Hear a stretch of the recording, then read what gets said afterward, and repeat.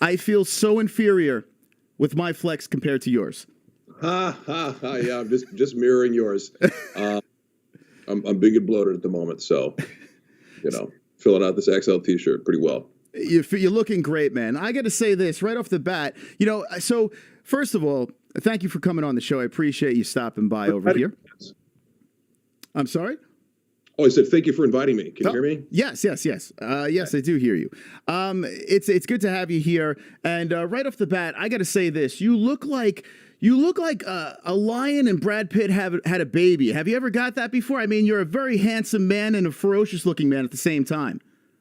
Thank you. That's a nice compliment. I'll take both of those. Those are probably the two of the best things you can, compare me to. Mostly I get like Lou Ferrigno or people telling me I look like a caveman. So there's a lot of unflattering comparisons one could make about my appearance. So I'm happy to have, the ones that you just made. As far as an animal and a person, I don't think it gets better than Brad Pitt and a lion. So. Right? I mean, I'm telling you, handsome man. I'm happy to have you over here. So I'm going to give you a little backstory of how I found out who you were. I'm not really plugged into the whole, Thick Boy Studio stuff and the whole Fighter and the Kid. I wasn't really plugged into your show as well. But, a lot of people, the reason why I found out who you were, a lot of people out there were criticizing and throwing the memes and going crazy and like basically kind of throwing you under the bus.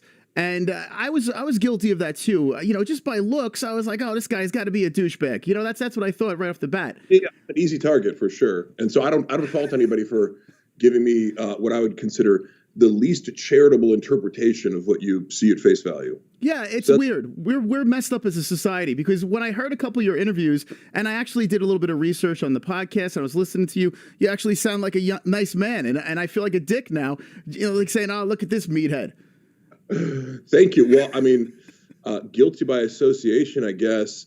But no, I appreciate and applaud anybody who, if you have a first impression and then you're able to suspend that in the face of new information. I mean, I think that's what we should strive for as human beings in general. And of course, I'm guilty of that all the time. But the practice is, to not make a final judgment or not be so, so stuck on that first impression that you reject new information. So if anybody changes their mind, I think it's impressive to me. It's psychologically impressive. Well, hey, I appreciate that. And yeah, I have changed my mind. You seem like a nice man. And I got to be honest with you, man, like the news that's been swirling around is really absolutely crazy what's been going on with the whole Schaub world. But what I wanted to do is I wanted to go into a little backstory about you. I wanted to get to know you a little bit better because a lot of people in my community might be in the same boat as me. We're not too familiar with Hella markharley. First off, where did you come up with the Hella part? How did this get into the name? That's because I moved to the Bay Area when I was in 7th grade, and or right after I finished 7th grade. So I was 8th grade, and I remember meeting this skateboarder when I was skating across the street from my house. He was a few years older than me, and he said something to the effect of like, "Yo, bro, you smoke weed? I got hella nugs." And that was the first time I heard the word hella. Okay. And from then on, I would hear it all the time. It's like a Bay Area slang term that people use in a variety of ways. Like you could use it as a noun, like how much you got? Like I got hella. Or it's an adjective, like it's, hella gay, or really that's an adverb if it's, adding on to an adjective.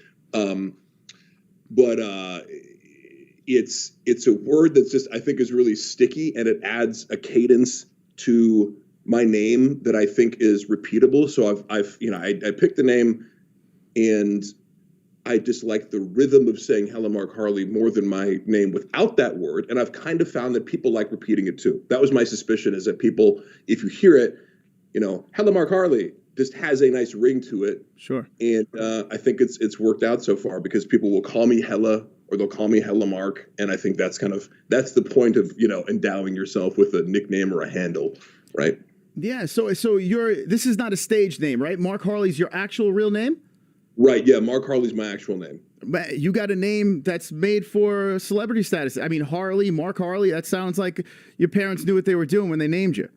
Yeah, I'm not mad at it. I'm not mad at it at all. But no affiliation with the Harley-Davidson motorcycle company. But yeah, it's just Irish. I think that's the Irish side, Irish and Italian, background. So I'm glad we cleared that up. Now it's Mark and it's not Marg, right? Correct? Yeah,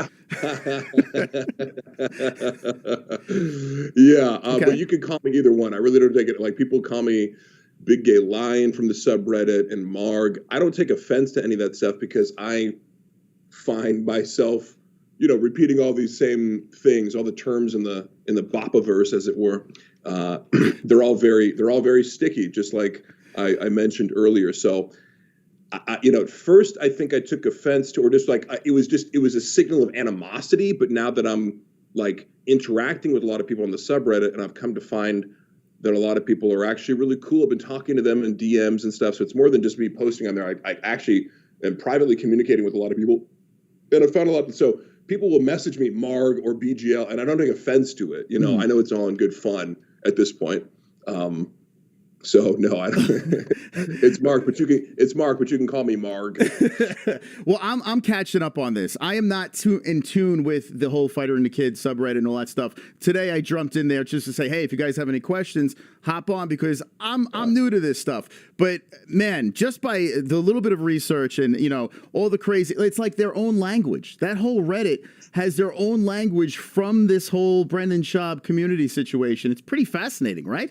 Yeah, it is really interesting because now the first time I ever appeared on The Fighter and the Kid, it was like immediate that, and this is kind of where the misunderstanding happened for me. Now, of course, they were being antagonistic and they were attacking a guy who was my friend at the time, but like, I show up on Fighter and the Kid, I didn't know about the subreddit at all, and then all of a sudden I'm getting all this inundated with comments and messages with like, dicey and what are we doing here, and all the language, and it's like, you're like, what the fuck are they talking about? But then, because I didn't even know Brendan that well to like know the history of the show and know a lot of these moments, like, because there's literally a lore behind every word in this lexicon of Brendan Schaub language. It all has a meaning, and some of it gets repeated more than others. Like, he'll say narrative, and that's your narrative a lot, but some of the things, good douche or whatever. Like there's other things that just come from one story one time. So it's really kind of fascinating. But a lot of like, I've been finding myself using the language to other people who have no fucking idea what I'm talking about. Like they'll be like, oh yeah, like that movie was good. I'm like, yeah, that was Netflix. And they're like, huh? I'm like, oh. It is catchy. Like I found myself today when I was going down that rabbit hole, I was starting to say some of these things. A trug walk, calling trugs. Right. Yeah, exactly. I'm asking, hey, can I walk you to your drug? Yeah. It's pretty fascinating. But I did look at your IMDb and I noticed that you have been around. You've been like doing like movies and stuff like that. The movies have some very interesting names. So how did you get into the whole acting world? Well, I studied theater in college for the first time. I decided acting was something that I might want to get into. I auditioned for some plays and did, some plays, got my first lead in a play. Then I actually, when I first graduated college, actually, funny enough, I told myself like, you couldn't make it in acting. So like, but I was screenwriting at the time. So I'm a self-taught screenwriter. And wrote a screenplay right out of college that ended up being made called Perfect Sport. And so I was kind of pursuing that for a while, and almost like I'd convinced myself, or let other people convince me maybe that I like acting's going to be a waste of time. And I only came way back around to it like when I was about 29 or 30. I got my first agent, and so when you look at my IMDb, for example, because people one of the things I would always get is like, you're just a failed actor. It's like, I like any role I get, I'm grateful for. So I don't look at myself as like a failed actor. I'm like, I look at myself who never had any expectations of any roles whatsoever. And then, was excited to have anything come my way. And some of it's, but I've worked professionally in TV and commercials. I don't think they put the commercials on there, but I'll be in Eckrich sausage commercials. I'll be in, there's a movie Blonde Experiment that just came out. I was in a Nickelodeon show. That Seven Dust Dying to Live music video. So there's been some cool stuff in there, and some of 50 Central. That was cool working with 50 Cent. So, but again, I don't look at this like, I need more acting roles to validate me. That would be cool. But literally, I've always just thought about it like the odds are so stacked against any individual actor to even get a single role that I am actually very grateful for anything that I get. I bet. It must have been something else. Listen, I mean, I get it. People are making jokes about, what you were actually in, but the fact that you had a chance to do these things is actually pretty cool. So, Right. do you still consider yourself an actor? Are you a podcaster? Are you just an entertainer or a social media personality? I would consider myself an entertainer, but because acting is limited. Like I even, what's cool also is I've been doing these skits with Isaiah Miranda, and I didn't even realize like what the reach of a lot of these was, but I've been getting recognized more, especially when I go to the gym, because if you kind of follow one gym personality, the algorithm on YouTube will suggest you that these other things. So every week, me and Isaiah crank out a few sketches, and at minimum they'll get a few 100,000 views, and some of them do a few million. So if you're going to do a sketch that reaches 10 million people, chances are, you might walk by somebody who's seen it, at some point. And so that's been really cool, just because it's another way to connect to people, and it also is just, I love, because the thing about being an actor too is like, you put yourself in a position where other people have to give you permission to do the thing that you want to do. Okay. With making these fun little skits for TikTok and YouTube Shorts and Instagram, it kind of takes a little bit of that back. And I do acting because it's fun. I never had any grand ambition of becoming a movie star. I thought it was fun, and then I did it. And, some acting instructors told me to pursue it more, and I did. So I would consider myself an actor, but now I kind of put that under the umbrella of, social media is so cool. You can do whatever the fuck you want to get your point across. And I consider podcasting and doing skits, and even just I do these stupid little one takes in the gym, or, I go, a lot of people have been asking me, and it's a joke on how influencers always like, a lot of people have been asking me about my hair care routine, and, nobody's actually asking them at all. Uh-huh. So yeah, I think social media and all that has given me an opportunity to just express myself. And I do think of myself as an entertainer, and it allows me to connect to other people and just share my voice, Sure. Yeah. I mean, now's the time to capitalize on social media. I mean, what we have at our fingertips is crazy. You can start a business doing anything in this world. It's a beautiful thing. It's a beautiful time to be alive. And I do want to say to the community that's watching live right now, make sure you hit that like button. Also, I just want to say this. I know we're an MMA channel, but this is MMA related in some sort of way. Brendan Schaub, who was a UFC fighter, is all over the internet doing his thing over here. And Mark was nice enough to come on the show, but unfortunately, a bad situation with you guys broke up. But how did you guys meet, you and Brendan and the boys? So we actually met by Chappelle Lacey. And it's kind of a funny story in and of itself, because Chappelle was trying to get us to connect, and I think it was kind of like for this diet challenge. Looking back, Chappelle would bring me up, and this was fortuitous to a pattern that would actually, play itself out and kind of be one of the reasons that Brendan and I are no longer friends, is that Chappelle would be like, oh, I was working out with my buddy markharley, bring him up, and he'd bring up a picture of me ripped and shirtless on my Instagram. And Brendan would kind of be like, well, yeah, he's on steroids, or yeah, he only has 300 likes. So it was funny to me at the time, and I dismissed it. But looking back, I'm like, I honestly don't know if Brendan ever liked me, to be honest. And I think, personality types like his tend to kind of, they're drawn to people almost in service of their envy. Brendan, Chappelle eventually got me to come work out with them at Zoo Culture during the pandemic. And before that, I made them a diet and workout routine. And I just looked back at the episode where Chappelle called me during a tfatk episode in November 2020, I think it was. And all I remember was getting called, but there was a segment beforehand where Brendan's bad mouthing my diet. He's like, can we talk about the diet your buddy made? It's got 300 grams of carb and it sucks and this and that.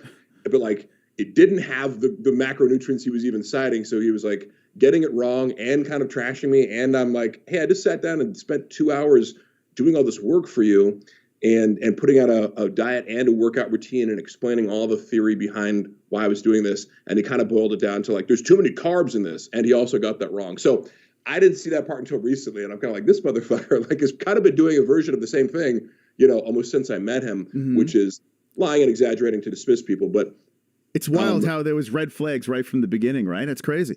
Yeah, exactly. And in retrospect, there was a couple, and I wasn't conscious of this because I didn't see the clip leading into it.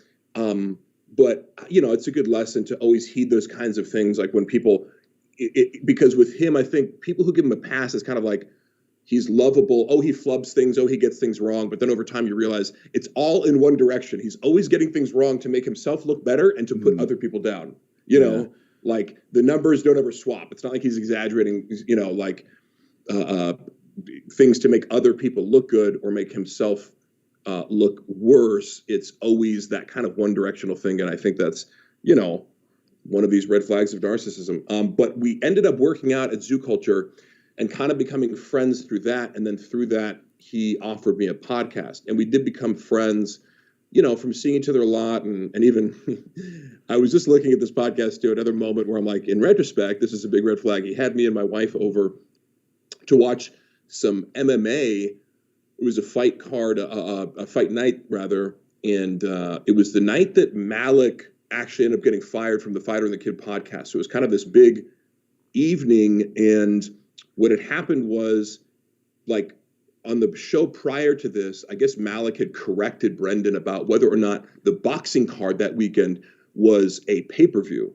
Okay. And Brendan was like, no, it isn't. And Malik doubled down, and he was right. And then after that, I guess he texted Malik, like, you're off the tour or something like that. Like, you're not gonna come this weekend or something. And I didn't like, somebody pointed that out to me, like, oh shit, those two things were kind of connected, because then Malik had, now in my opinion, Malik could have maybe dealt with the situation better, but they'd wanted him to sign an NDA or something like that. And maybe that was given to him prior to that, but he's like, I'm not signing this NDA until, like, I got a contract for the road and a pay increase. He made some demands that I think were actually maybe not the wisest things, given that, like, he was already getting quite a bit of money for his experience level in comedy, you know, and his experience in podcasting. So he had a pretty sweet setup, and he was only, you know, had to deal with Brendan a few times a week. Now,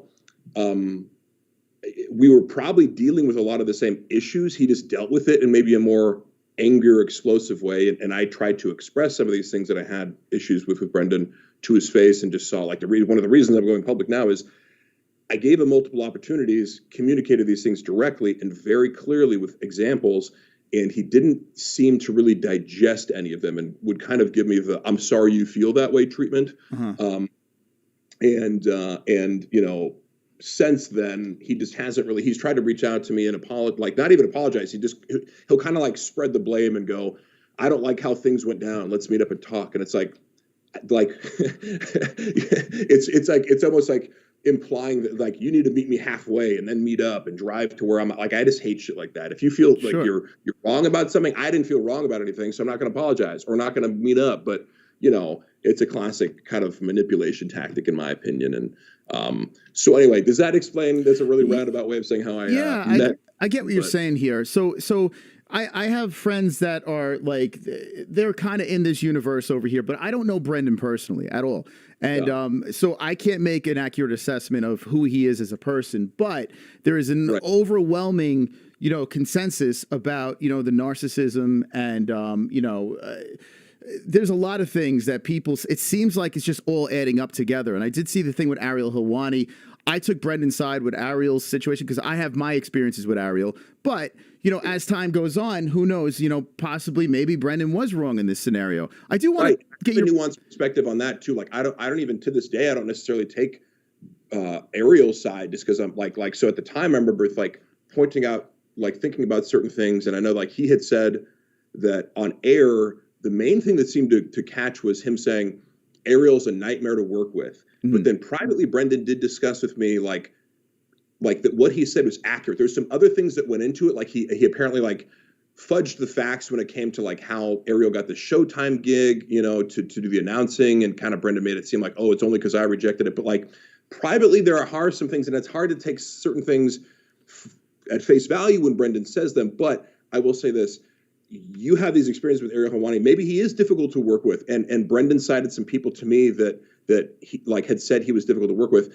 He can't come out and be like, oh yeah, well, like, this person and this person and this person all say you're difficult to work with. So if he's looking for an apology or a retraction, I think part of what Brendan was saying was rooted in him passing on what he'd heard. However, why would you say that on air? I just don't think that it's, like, your place to be like, Ariel Helwani's a dick, like, and everyone I've talked to. And that's kind of another narcissistic tactic, because he'd do that to me. He'd be like, well, everyone says this. And I'm like, well, unless you tell me who's saying it, like, I can't then go verify it. And even sometimes I have gone, because like everyone at the Fight Companion like said this about you, or like everybody at the studio. And then one by one, I'll call everybody and be like, hey man, you can feel free to be honest. I'm not going to argue with you. I'm not going to push back. Like, please tell me if you have any issue or if this matches up. And I kind of see like, he does exaggerate things where if he's feeling something, he'll go, everybody else feels this way, as a way to absolve himself of responsibility for making the accusation. So I think most of what Brendan did was in very poor taste. Okay. You know, like Ariel obviously strategically used that situation to gain a lot of credibility. And I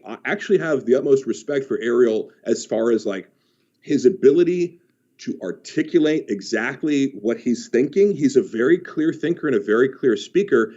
And Brendan's apologies online just fell short one after the other. And I know I was actually with, one of the reasons I defended Brendan is because I was with him when he wrote a private apology to Ariel in text, almost immediately. Chael Sonnen like reached out to him. I remember we were doing deadlifts at Zoo Culture. He reaches out and goes, hey man, I think you might have like said something that like Ariel took issue with, and it'd be good if you reached out to him. Brendan did it immediately, but so he reached out personally. He reached out, so that is true. Did reach out immediately and personally, and that's why the start of the whole beef was.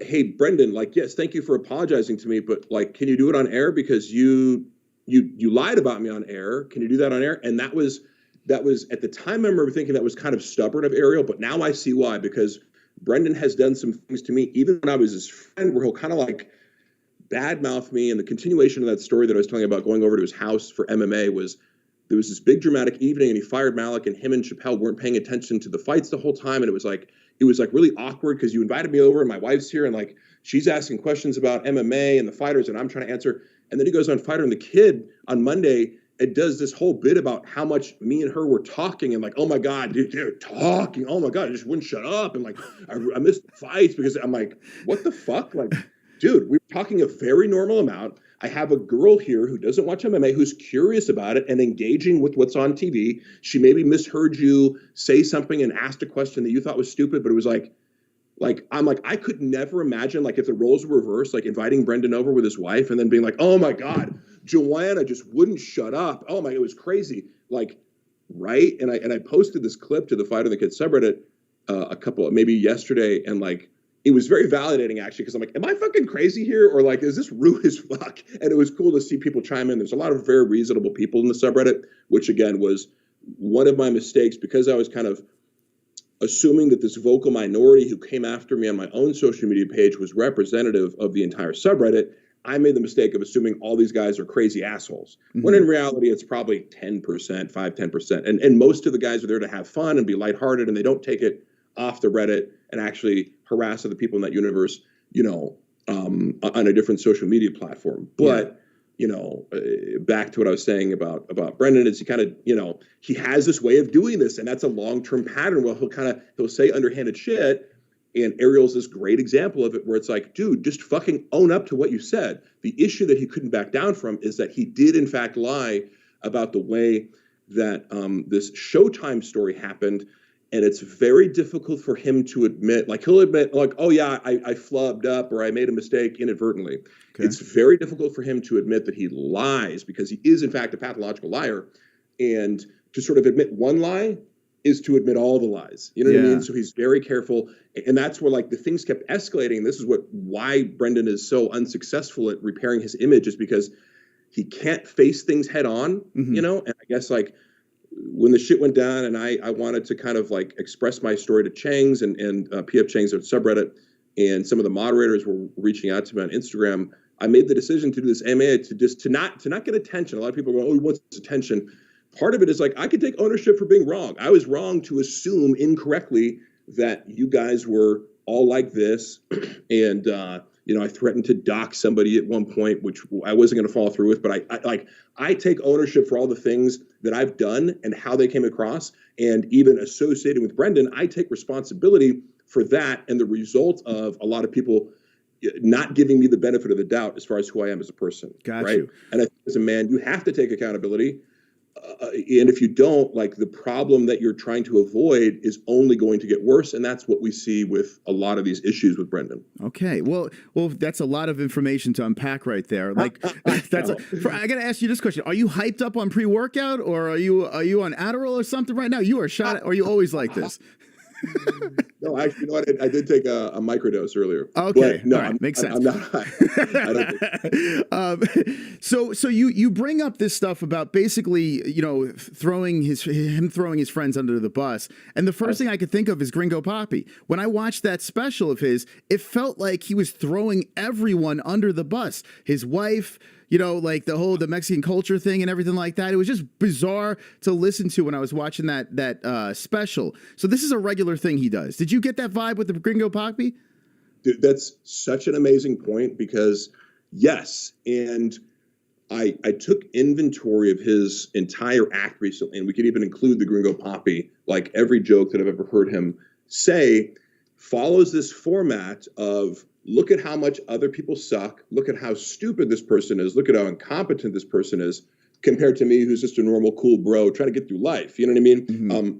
Now, one of the things that I expressed privately that I took issue with him was a part of his act in which he makes up this story about me sending shitty dick pics, but it's not even just that. It's like the whole setup is like 8 different insults about me. He'll go, I'm going to start off the show like this. Now, keep in mind, none of this is grounded in reality whatsoever. So, like, imagine you're my friend and you decide to do this bit all of a sudden, and like, I'm in the crowd, like your friend's working for you in the crowd, taking pictures of you for social media. So he has to listen to this whole set. It's almost like a weird form of hazing or bullying. Mm-hmm. But he goes, I'm going to start off the show like this. Mark, you knew I was going to do this. My boy Mark, he's recently single. I'm not. Excuse me, Lana. My wife's over here going. Well, she was very not happy about the fact that he was going, he's recently single. But he goes, he's recently single. He's on all these dating apps. And he goes, but the setup is, he goes, Mark's here. He does all my social media and security, but he's always on his phone. So if you want to kill me, now's your chance.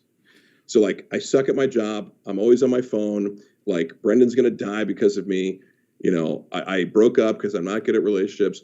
I'm single, and now I'm on all these dating apps. He goes, "What?" He's on Bumble, Tinder, Grindr. So I'm gay in this app. Ha ha ha. He goes, and he throws in, he's on steroids, just like as like a throwaway line. It's like, is that inherently funny? But also, like, he takes testosterone. Mm-hmm. You know, so like, it's also, you know, hypocritical. But it's all a setup to be like, he's dating this one girl, Tiffany. He's been on 2 dates with her, and he's like already in love. You know, and he wants to send her a dick pic. And I say, don't be gay, man. Show me that thing.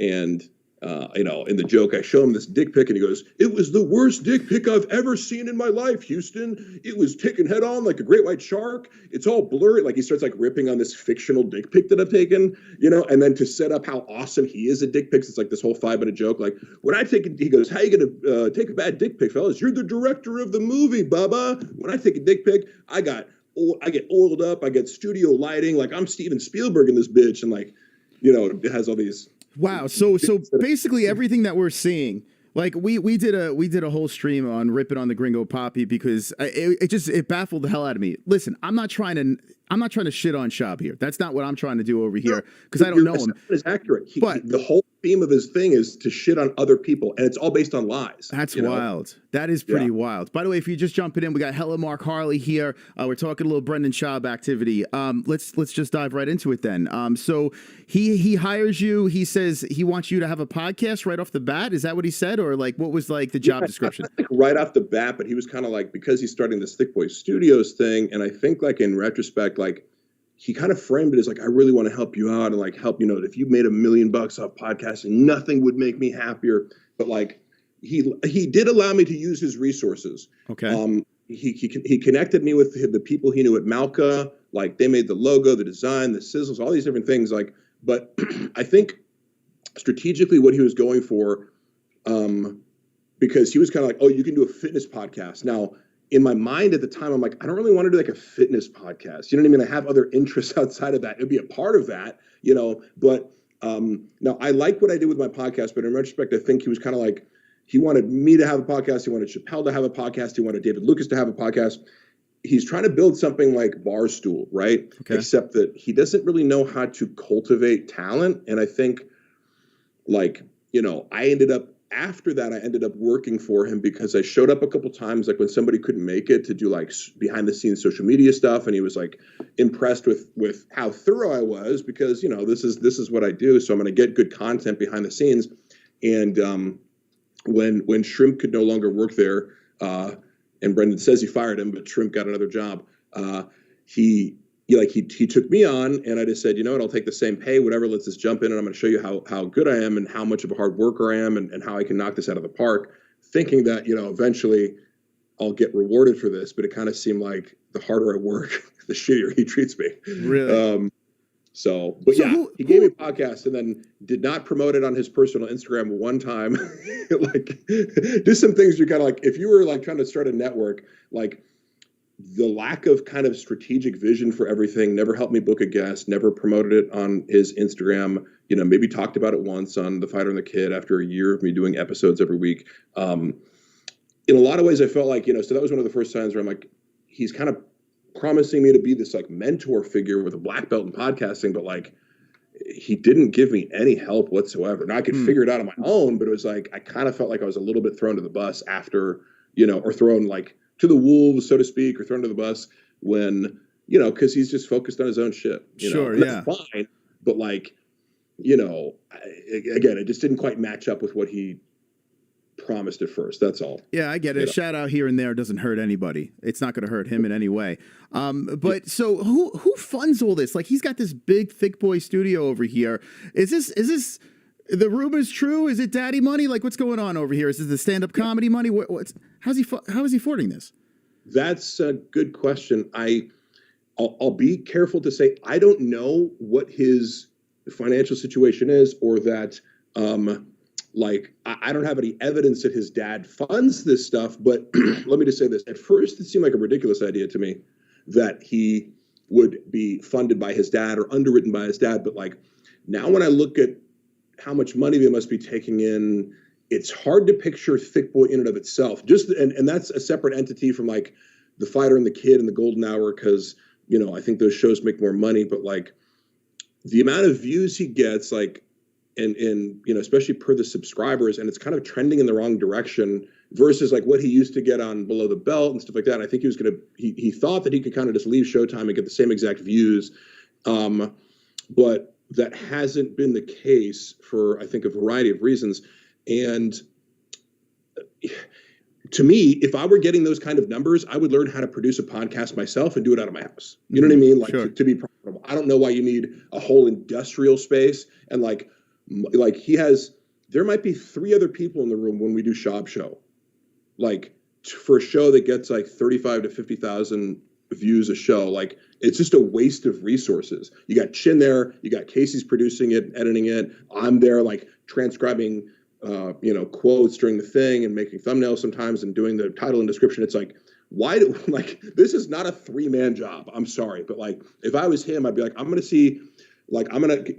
I learned how to edit in Photoshop while I was there. You can pick up skills pretty easily. And then, if you're willing to put that time into doing your own thing, I'm just the type of guy, like, I wouldn't want to be in charge of other people doing stuff that I had no fucking clue how to do. Mm-hmm. And I think that ends up costing him, because he has to hire a lot of employees and pay a lot of talent, to come in and do these shows. And I assume it's a lot of overhead, so that's kind of my take. And that's as far as I can go. I can't speculate, but like, some things recently, some signals to me, because he just kind of acted. He made some weird financial decisions where he'd like promise me one thing, I'm going to get you $1,000 per month for ad reads for your podcast. Then, a couple months later, he's like, oh, you must have misunderstood me. I meant $1,000 combined for you and Chappelle. So it's only $500 a month for you. Like, he did that like on 2 separate occasions. I'm like, whoa, okay. Once I get, and I already felt gaslit, but now like, nobody does that twice in a row. Nobody goes like, oh, well, this was supposed to be split between. It's like, what the fuck are you talking about? So he seems to be finding weird ways to like cut costs, and you can kind of see that, and that he's not being totally straightforward about it. And, that would indicate that money isn't totally abundant, and he's finding a way to get in the black. Mm-hmm. That's okay. Well, that makes sense over here. And he had you in charge of his social media. Everyone is calling you his handler. Were you technically Brendan Schaub's handler? What's this about? No, I did a lot of his social media, but handler implies that I had some sort of leverage over him, like, or some sort of final say. But like, this is a guy who doesn't fucking listen to anybody. You know what I mean? Like, he's going to do his own thing. I can, and even to the point where I go, look, it would be better for you if I had some sort of control, or if you gave me permission to be hypercritical of you, because I think that's actually my biggest asset, is to look at something and come in and be like, you want the fucking God honest truth about this? I'm going to give it to you straight. I'm not here to shit on you, but like, I can break down what you're doing wrong in my limited areas of expertise, social media being, I'm not, the foremost expert, but like, I have my take on things, and I've kind of experimented with various things to get where I'm at. And I have my tricks up my sleeve. And I think, one of the things wrong with Brendan and his Instagram, and why he's really frustrated trying to get new followers, because he's been stuck at 1.2 million, he says, for like 6 years, because he bought a bunch of followers probably. But like, he just doesn't focus on good content. He thinks he's entitled to likes and views and all this stuff. And it's like, the answer is always, as I'm sure if your views started declining or whatever, like, you would think about this, but I'm sure you already think about it. You think about how to deliver the best fucking show you possibly can, given your resources, every single week. And Brendan kind of takes this attitude of like, why am I not getting this? I'm going to hire a new person and like underpay them, but expect the world, and kind of have like somebody who's on call 24/7 to post, but they also need to do like strategic thinking for me. Like, he's, he undervalues everyone else. So, like, he kind of alternately like handler is almost like, oh, that would be a much more powerful position. You really treated me like an assistant, who he occasionally went for to ideas and for editing. And he trusted me to do certain things that he wouldn't trust other people. But like, there was I had no veto power over his decision-making process, right? And even like, I could have told him, but I felt like my job could be in jeopardy, because the few times we did have a dust up where I told him he's wrong, he doesn't like being told he's wrong ever. So Joe Rogan is right. He does need a handler, but he needs somebody who almost has like contractual power to veto his decisions, because Brendan strategically rids anybody from his circle who will contradict him. Okay. He's not a guy who likes people, it's whatever the famous leadership style. Like, you think of Steve Jobs, and he's putting people in a room, and he kind of invites this, like, you can disagree with him if you back it the fuck up, and I think a lot of great leaders are like that. They want to put the best minds in a room and, really go at each other and see who has the best ideas. And Brendan is kind of like, I want to get a bunch of people in a room to fucking blow me about how cool I am. Okay, this is a lot to unpack over here. So I mean, it's my honest take. That's my honest take. And this whole persona that he has, where he's always acting gay. What's this about? Where he's always like, I don't know. He's very flamboyant. Is this a shtick, or is this how he really is?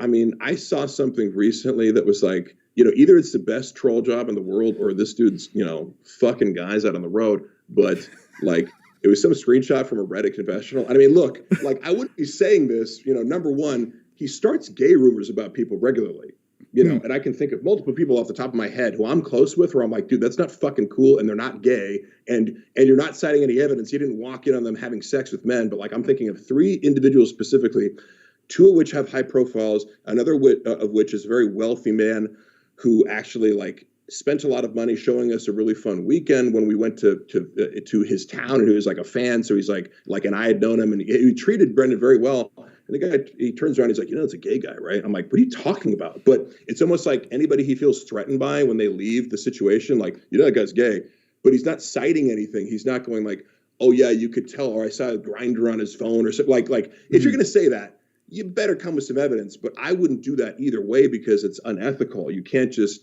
like, if you think that guy's in the closet, you want to out him secretly. But if he's not in the closet and you're wrong, like, you're spreading a false rumor about his sexual orientation, it's not cool. So add that to the fact that he, Luana, do you want to come sit over here? Yeah, okay. Bring her on. The more the merrier. I would. This is your wife, right? Yeah, bring her on. I want to get her opinion on this as well, if she wants to come on. Yeah, you can come and chime in. And she's like, no, I don't look hot enough. Neither do I. So, point, and I know I'm coming out hot, but it's like, look, dude, I wouldn't be speculating at all if this person didn't speculate about some of my close friends and other people who have high profiles who I think Brendan's threatened by, where it's like, you know, I wouldn't ever speculate even privately on somebody else's sexuality. Like, cause that's the easiest rumor to start about a man is that he's, you know, like, oh, that guy's gay. I hate that shit. Yeah. You know, and it's fun. Like, you know, you can call me big gay lion. Like that's jokes. Right. But like, I'm talking about like, actually like, hey, you know, this guy's gay. That's not cool. Yeah. And when you couple that with the fact that he's obsessed with penises and like talks about it on stage, like I've got this big, you know, gill covered steroid dick according to him. And, you know, he's right about one part of that, but you know, it's just weird that he's talking about it on stage. Dicks are a frequent topic of conversation in his act, in his podcast. It's like, he just can't stop talking about it. And he lacks the self-awareness to realize how that comes across. Like he thinks it comes across ironically because we all take for granted that you're so straight. Well, you're also obsessed with fashion. Mm-hmm. You also, you know, wear makeup to cover your blemishes sometimes. Like there's, you know, people speculate about Botox. I don't really know, but it's like, the guy is obviously very vain. And I'm saying that as a vain man, well, you know. Well, to clear things up, I just want to make sure your dick does not have gills, right? Correct?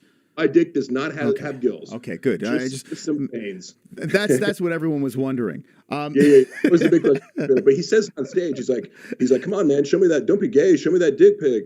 Yeah. You know, it's probably got gills, and the implication that because I'm on steroids, you know, I have gills on my cock. So and you did make mention that he is actually on TRT as well, right? He's taking some supplements or he's taking steroids on TRT, and I would get him. A lot of people go like, "You're a steroid dealer." I don't deal steroids to him, but I know how to get them.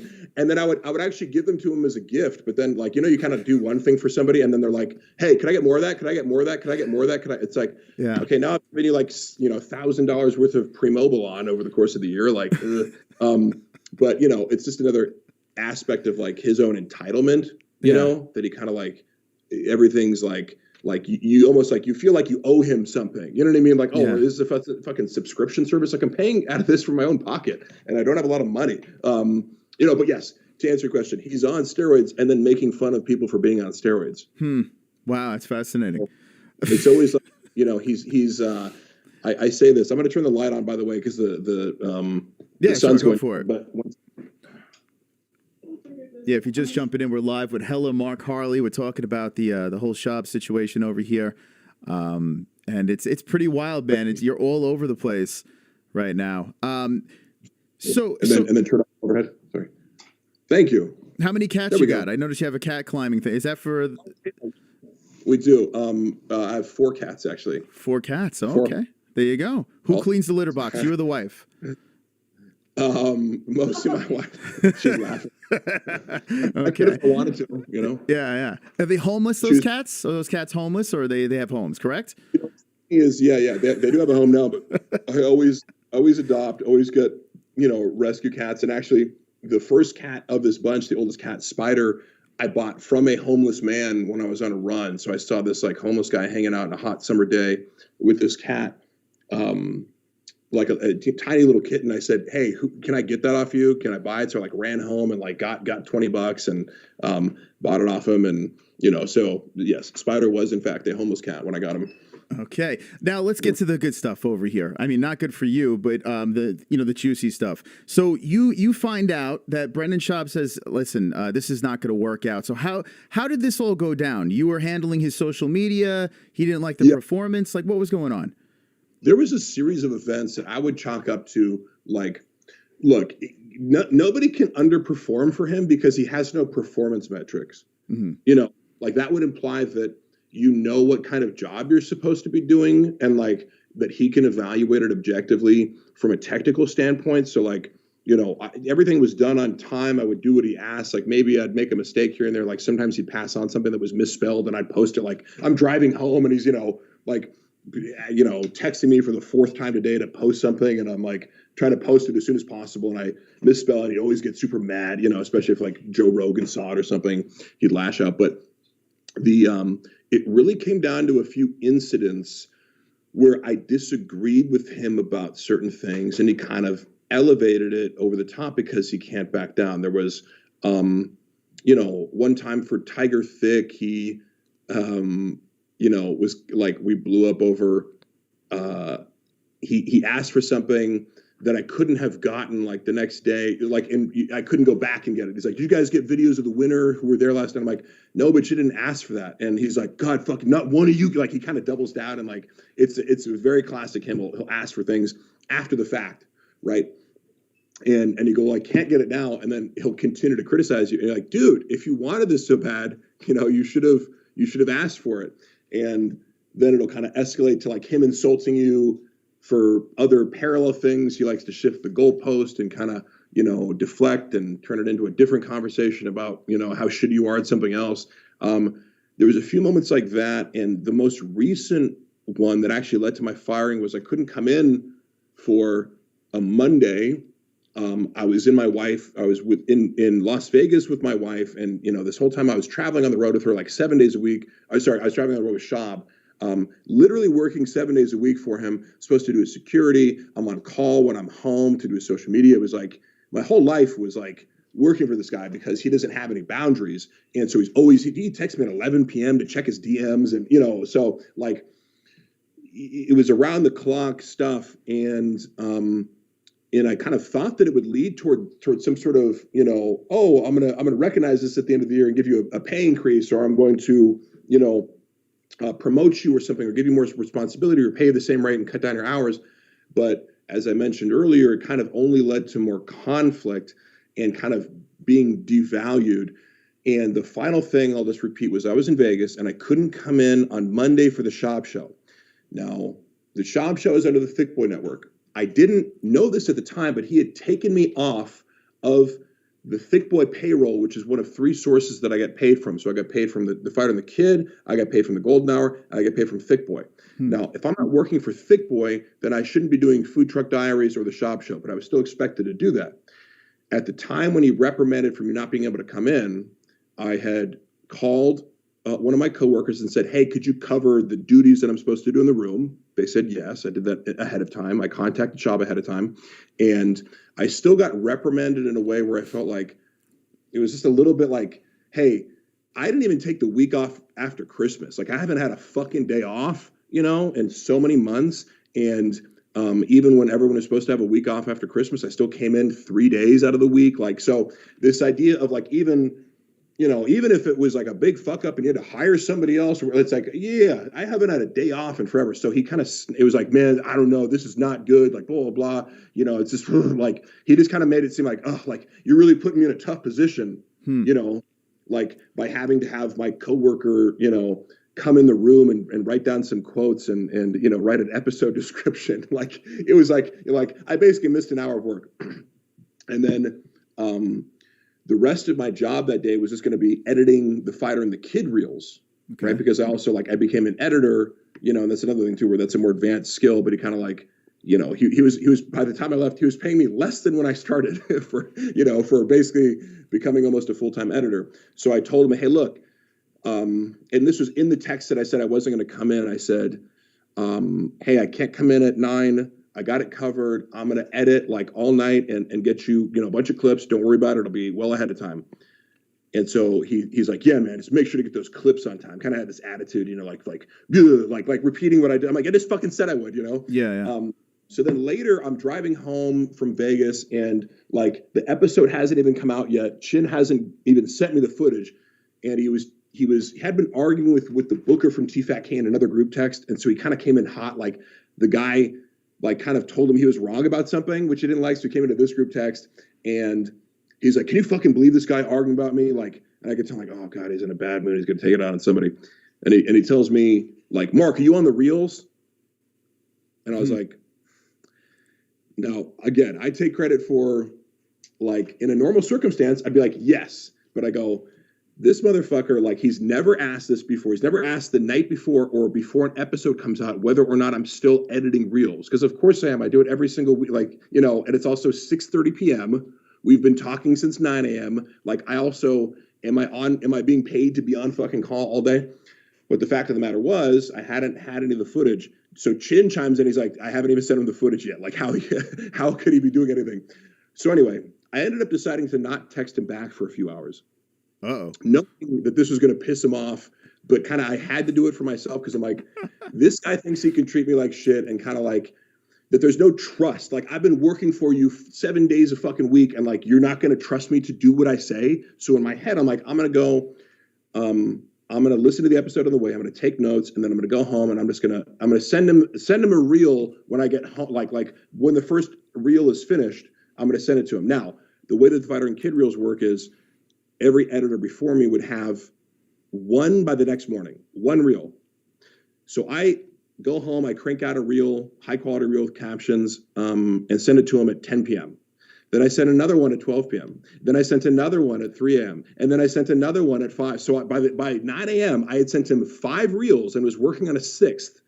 And his answer was like, well, Mark, yeah, unfortunately, we had to hire another editor to like cover you because you wouldn't get back to. I'm like, oh, yeah, like because I didn't text you back for 3.5 hours. You know, like you panicked and had to, and like, you know, and you already got the one thing that was due. So that kind of escalated. And I defended myself saying like, hey, man, like this is what you're going to focus on because you haven't looked at any of the reels. You haven't told me if you liked them. I gave you 5 times as much work as was expected. It was delivered early. And you're fixating on the fact that I didn't text you back for a few hours. Maybe you have your priorities out of whack. So obviously he didn't like that, fired me in the group text, you know, said he was going to pay me for the month of February, has not done that. And, you know, so still nothing. I got $600 severance in this situation. Wow. All right. Well, okay. So I have over here, so we have, like I said, we have some friends in the, this whole MMA world over here and some connections that are close to Brendan. So yeah. I do have their side of the story and I would like to just kind of navigate around what was sent to me and just get your thoughts on this because listen, there's always 2 sides to every story, right? That's what they say. Yeah. Okay. So they said, okay, he got fired because he failed to manage one of the social media clips channels. He was responsible for 6 months.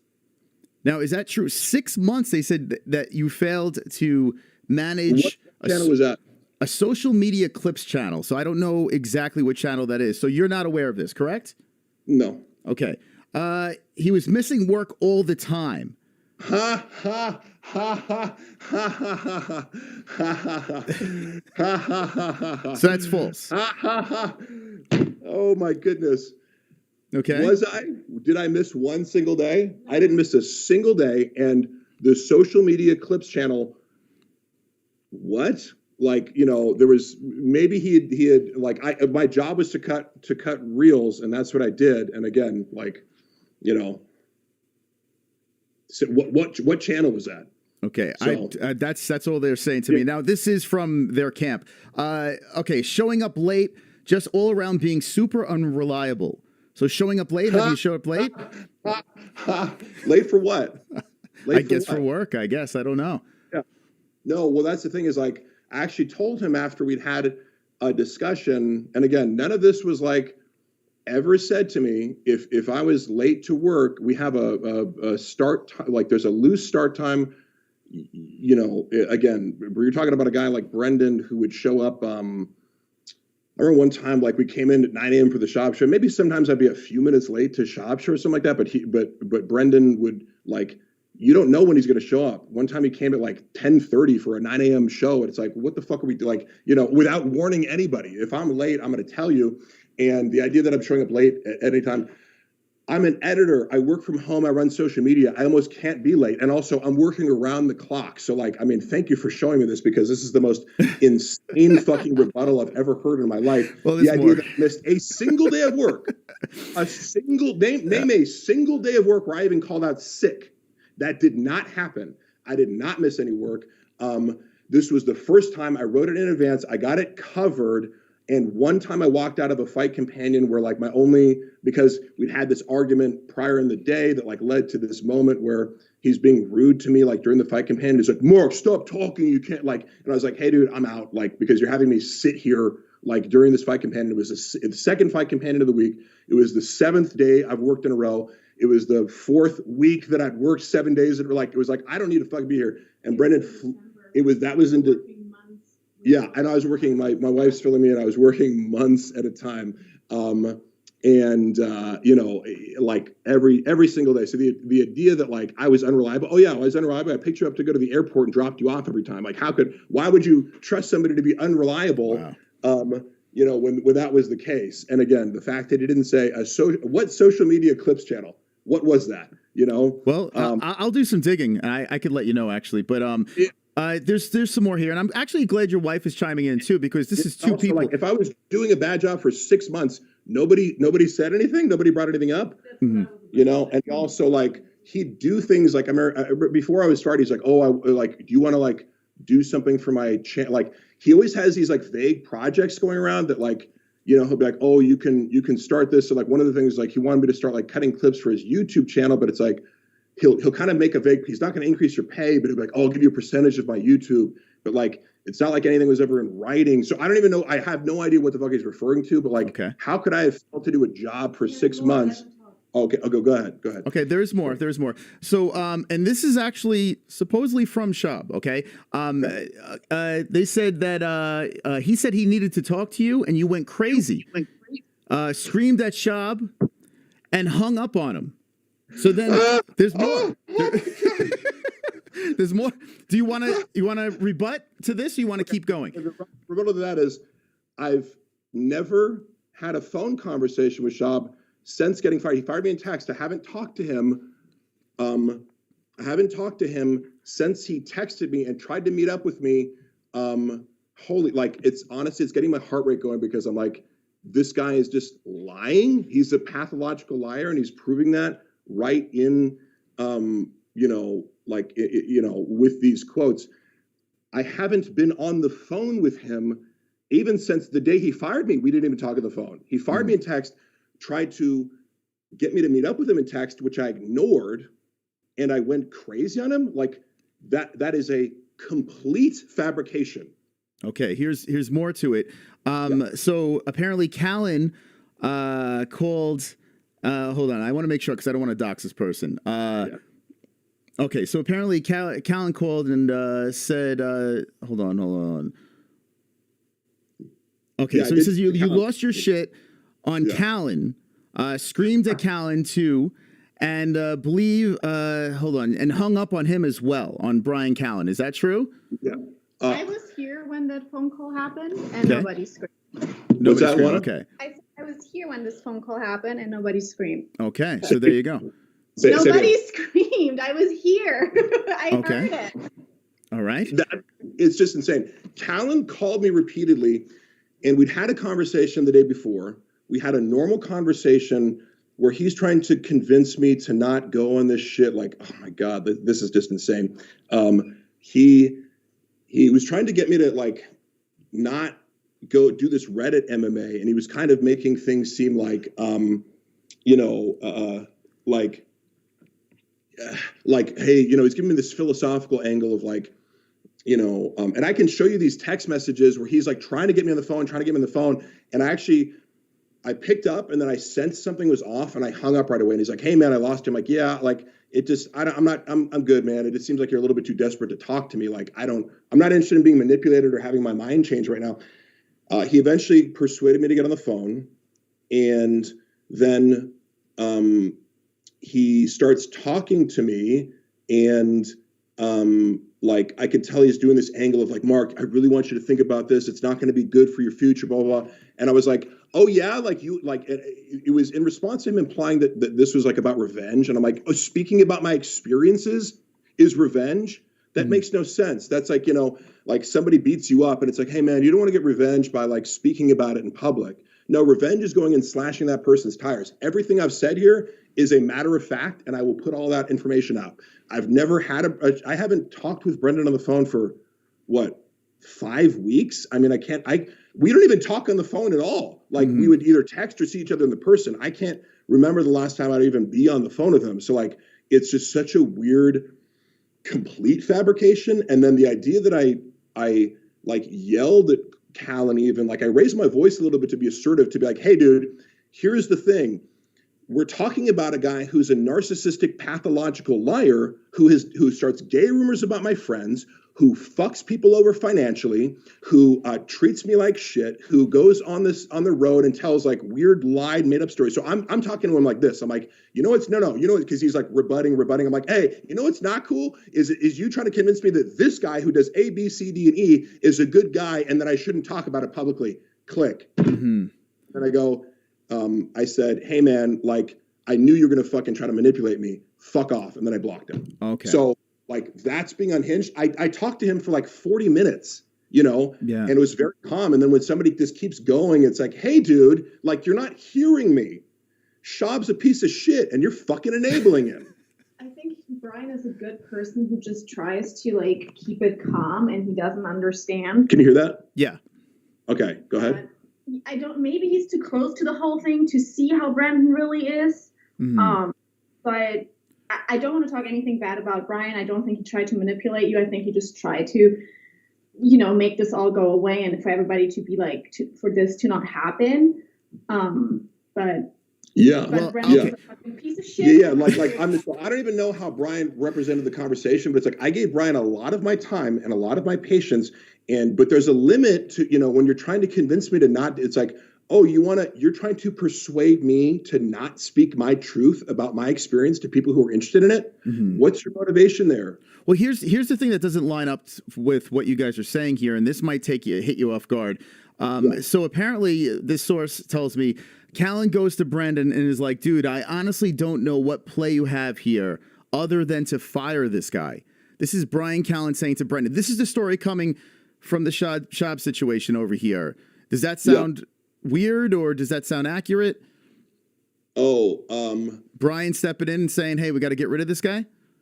It may be privately because when I didn't get back to him, one of the things, and I'll send you all the text messages that I had between these guys, when I didn't respond to them for like 3.5 to 4 hours. They make this huge deal about it. Like, oh my God, I don't know what we can do. Mark's like, it was like, the sky is falling. Mark isn't editing a reel for social media. We have to go to so, and then Callan's in the group text, like arguing with me almost more forcefully than Brendan was the next day. Like, so I'm not saying Brian wouldn't do this, like, because, and actually at some point before, Brian was actually like, he called me up the first time I had a big argument with Brendan was like, you know, you don't even want to work there. Like fuck Thick Boy Studios. Like you don't want to work there. Like it's not, you know, like this, you're above this job. So like Brian also could have, giving him the benefit of the doubt, been talking to Brendan like, yeah, like this is a good thing for everybody. But in the moment, yes, Brian was actually pissed that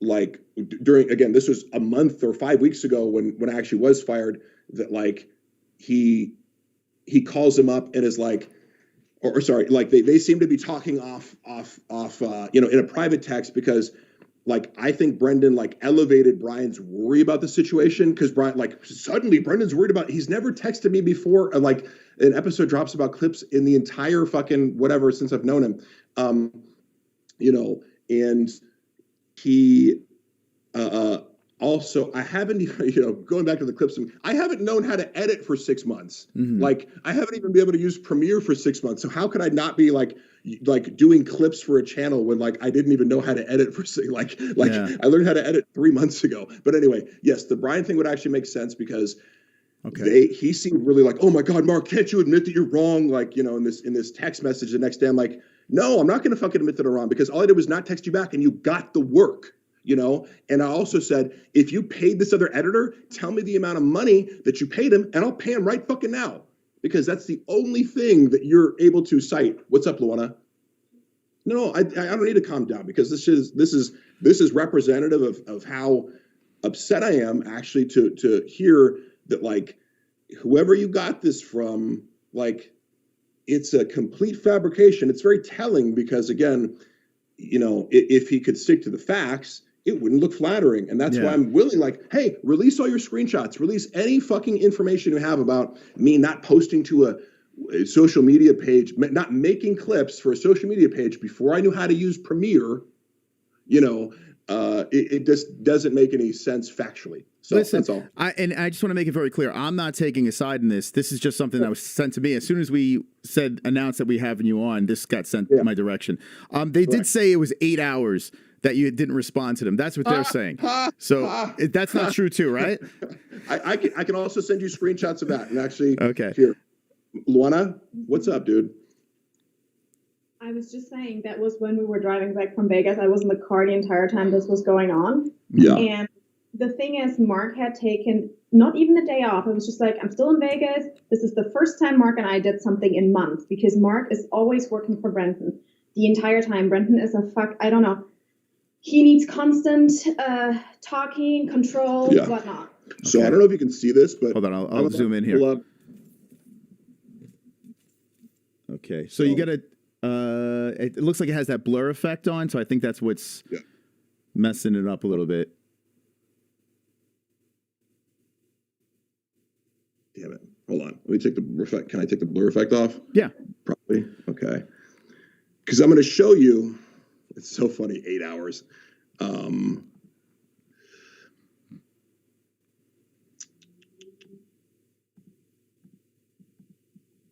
Change background. Okay. No background. There we go. So I don't know if you can see. Can you see the numbers there for when the episode was sent and when the first reel was sent? Okay, it says 10:16 p.m. I see. And what does the thing before that say?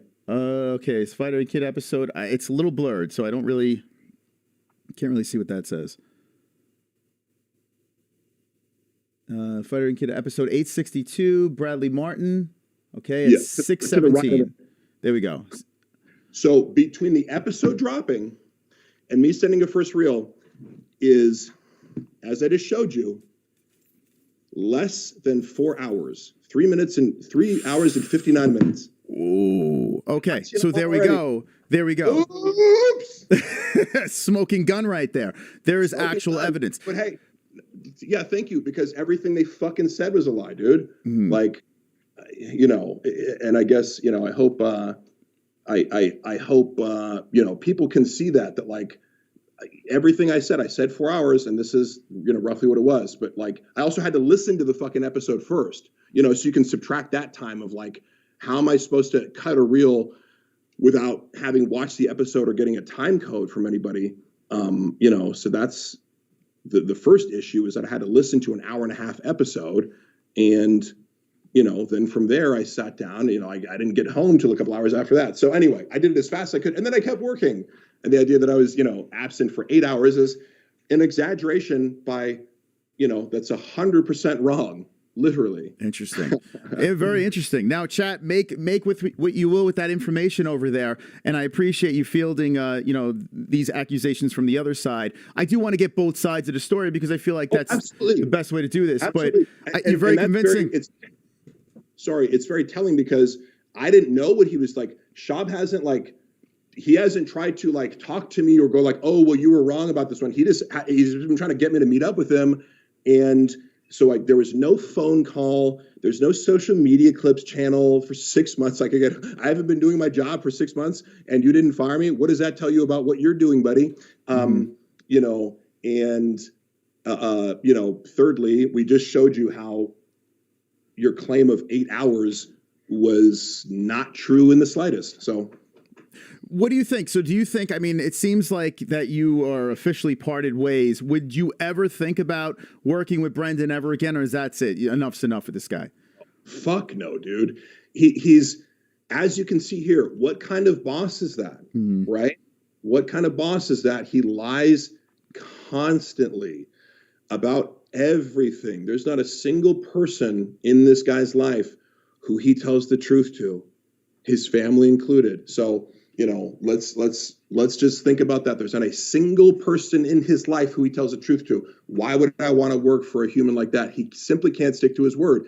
And when I'm telling, the truth about my own experiences, as we just showed, he's out there making wild exaggerations about what really happened, because he can't take ownership and has to completely try to discredit me, not with the truth. If I fucked up, I'd admit it. And I told you I could have texted him back, and I that was something that it was like other people go, well, you should have. Yes, you're right. If I wanted to keep my job, I should have. But I put him in a position. I did it deliberately to go, what are you going to choose? Are you going to choose to be mad about me not getting back to you for a few hours? Or are you going to choose to look at the fact that I just gave you 5 times more work than Eddie Editor has ever given you by 9 a.m.? And he chose the former.